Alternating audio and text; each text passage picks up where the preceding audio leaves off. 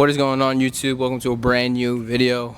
We are in a weird spot right now. I would say that we have started prep, kind of like an intro block to prep, just to say, get exposed to everything that prep is going to involve, but not so much meet prep per se. So it's tough to say, but let's check out Monday's work before I get into anything.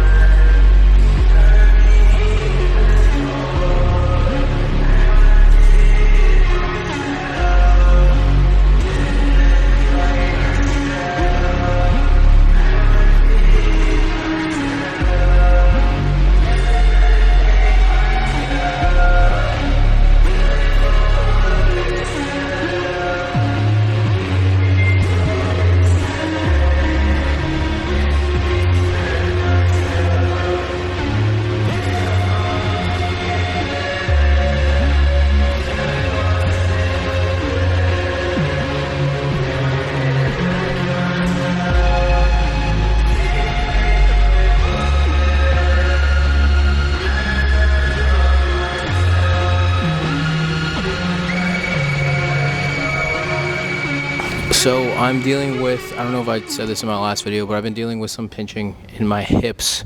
The thing is, it's like, it feels insanely light on my back, but just like getting in and out of the hole is hard, but like after that, it feels fine.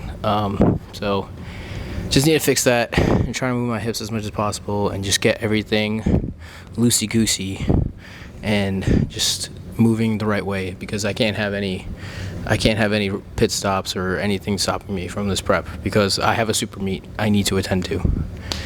Bench also is on an all-time high. We are starting a week 1 with 308. Moving that fast is actually stupid. Okay, very, very happy with that.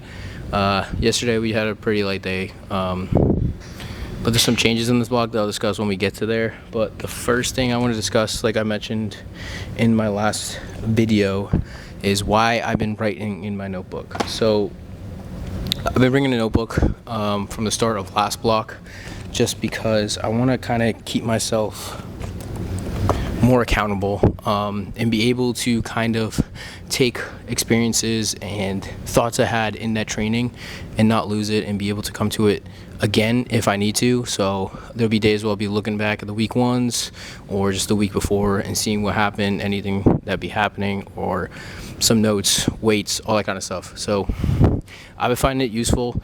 I don't have to like think about what happened last block or last lift or anything like that.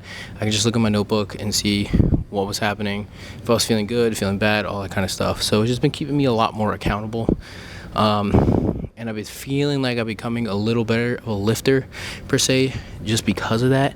And I think accountability is a huge part of just being a powerlifter overall. If you're not being accountable for yourself, that's gonna be a problem. Like, yes, your coach is supposed to keep you accountable for following program and all that kind of stuff, but if you're not keeping yourself accountable in terms of RPEs, accessories, anything else, then you're not gonna go too far with the sport. So that's just what I've been doing. But enough jabbering. We have deadlifts today. Isaac's got me doing high bar before deadlifts too, so this might take a little bit of a hit, but I still have the idea that after last week we can still hit something like mediocrely well. So we'll see, but let's get to it.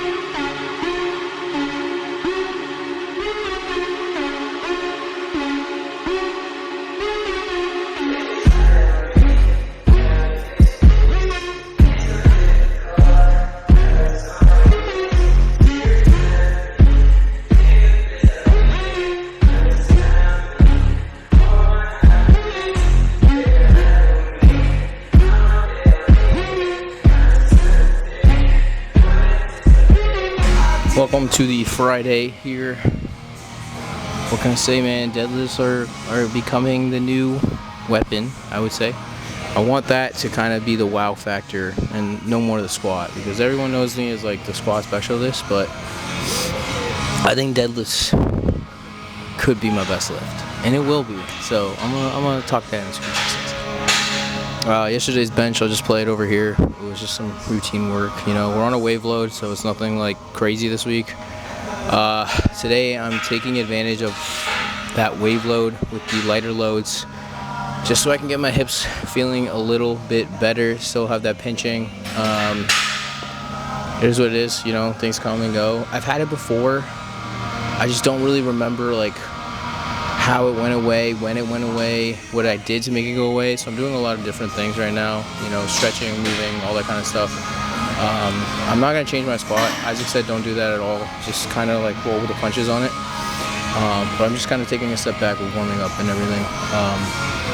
So looking at this block, we're trying to kind of increase intensity on comp squats so we can go back to that twice a week.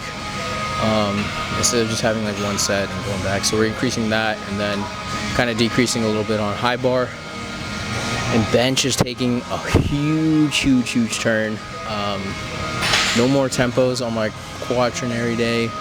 We are going to volume work. So we have, I don't really know what the point of this is. We have a 2x1. Yeah, I have singles today at 5, and then I have a 2x7 after. And then I have stiff leg deadlifts. So we'll see how it goes. I'm gonna go with it, and then I will discuss why I got a whoop, as some of you might have seen in a lot of videos, all that kind of stuff. I'll discuss that. I'm going to Boston tomorrow too, so I'll probably bring you guys on that road just because of some things that I'll discuss later. But I kind of want to just get to work and see what the situation is with my hips and everything, and just figure that out now rather than later. So sit back, relax, and enjoy a little montage of the Friday.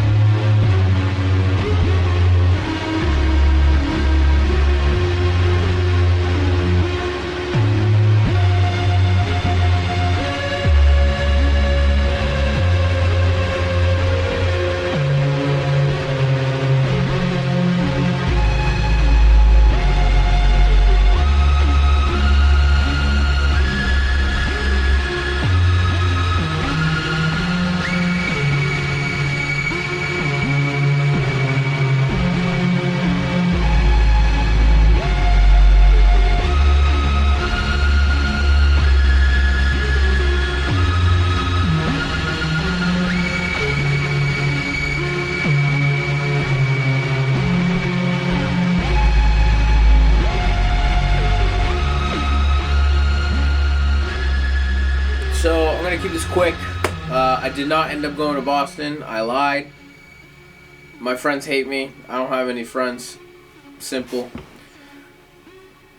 Anyway, so talking about the whoop, like I promised you guys, you know, there's a lot of factors coming into recovery, like I said in one of my videos in the past on like how I recover and everything.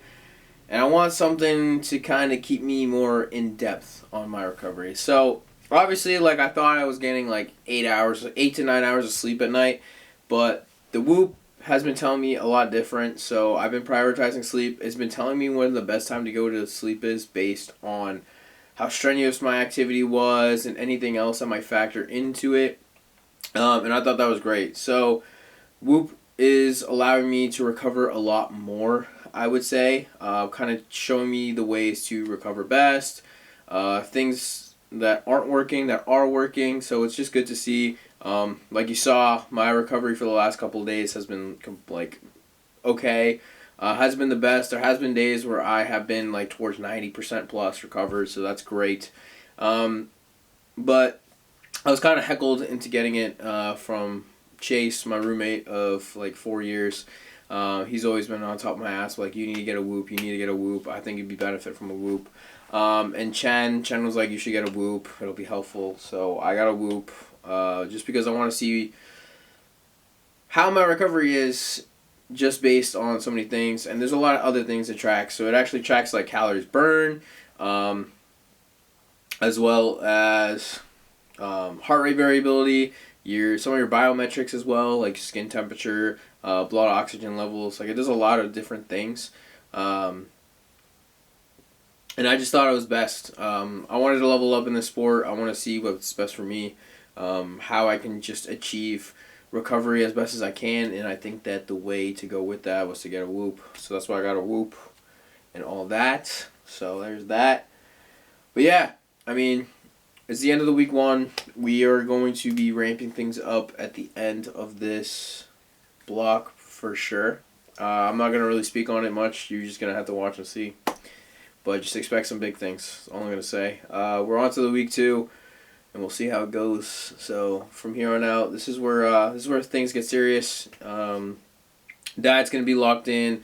Recovery is going to be locked in. Accountability is going to be locked in. Like, everything I need to have happen in order to have this super meet I've been talking about is going to be locked in from here on out. There's no more fucking around, no more excuses, no more nothing. So from here on, it means business. As corny as it sounds, I mean business from here on out. So you guys are just going to have to stay tuned and wait to see what I do in these next couple months. So about 3 months out, we'll see. I'm itching to get back on the platform, so I'm preparing to bring myself the best version, the strongest version of myself for you on December 14th.